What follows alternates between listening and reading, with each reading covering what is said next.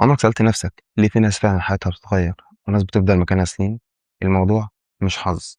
في شوية عادات بسيطة جدا بس أغلب الناجحين هم اللي بيعملوها كل يوم وبيلتزموا بيها. وفي الفيديو ده هقولك على أهم 5 عادات لو التزمت بيها هتغير حياتك. السلام عليكم، أنا ياسر وده أول فيديو في قناة سابق خطوة. والقناة دي معمولة مخصوص لأي حد حابب يطور من نفسه ويبقى أحسن كل يوم ولو بخطوة صغيرة. هنروح لأول عادة وهي الصلاة.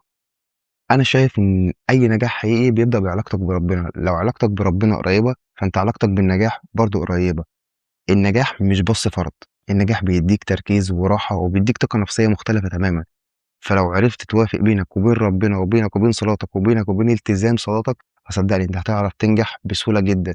لأن أي حد ناجح بيعتمد على 3 حاجات: الثبات والروتين والالتزام، والصلاة بتعلمك كل دوت. تاني عادة: التمرين. ومش قصدي بالتمرين خالص إن أنت تبقى معاك ميداليات ولا معاك كؤوس في بطولة معيّنة ولا في رياضة معيّنة، ولا تكون إن أنت بطل في الgym وبتطلع على مسارح وبتاخد أولمبيات وبتاخد مستر أولمبيا خالص. أنا قصدي من التمرين إن أنت ممكن تكون بتتمشى أو بتجري كل يوم نُص ساعة، إن أنت تكون بتتمرن في البيت، إن أنت تكون بتعمل حاجة بتحبها أو رياضة بتحبها ولو بسيطة جدًا. صدّقني جسمك لو نشيط عقلك هيبقى أنشط منّه بكتير، والكسل أخطر نقطة ممكن تواجهك في حياتك، ممكن تخلّيك تأجّل كل حاجة حتى أحلامك. تالت عادة: اصحى بدري. وإنك تصحى بدري دي لازم تعمل حاجة بديهية جدًا وهي طبعًا إنك تنام بدري. وصدّقني إنك تنام بدري وتصحى بدري دي عادة ما ينفعش إن أنت تستهين بيها أبدًا، دي أهم عادة فيهم. دايمًا الشخص الناجح بيسبق اليوم قبل الزحمة وقبل الدوشة، بيسبق اليوم قبل ما ييجي له ظرف يخلّيه ما يعملش task معيّن، ما بيسيبش حاجة للصدفة.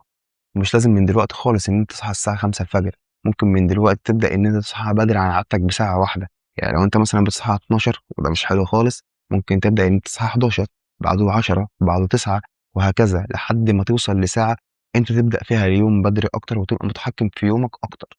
رابع عادة: اكتب خطتك. اكتب كل حاجة، ما تسيبش يومك ماشي عشوائي أبدًا. اكتب أهدافك وأولوياتك والحاجات اللي أنت لازم تخلّصها، اكتب التزاماتك والحاجات اللي أنت المفروض تعملها، واكتب رفاهياتك والحاجات اللي أنت بتحب تعملها. وصدّقني اللي ما عندوش خطة غالبًا بيضيّع يومه في أي حاجة ما لهاش لازمة. العادة ال5: قُل لأ. خامس عادة إنك تتعلم تقول لأ. قُل لأ للراحة لوقت طويل، قُل لأ لإنك تضيّع حياتك في حاجة ما لهاش لازمة، قُل لأ للناس السلبية اللي بتحبطك.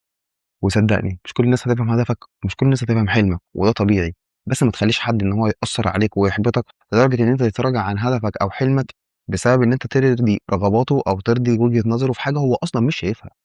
وبس كده، ودي كانت أهم 5 عادات مشتركة من أغلب الناس الناجحة. وأنا عارف إن أكيد التغيُّر ما بيجيش بين يوم وليلة، بس صدّقني عادة واحدة من دول تلتزم بيها كفيلة إن هي تغيّر حياتك.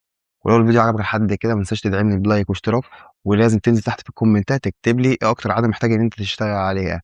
أشوفك في فيديو جديد وما تنساش خلّيك سابق خطوة.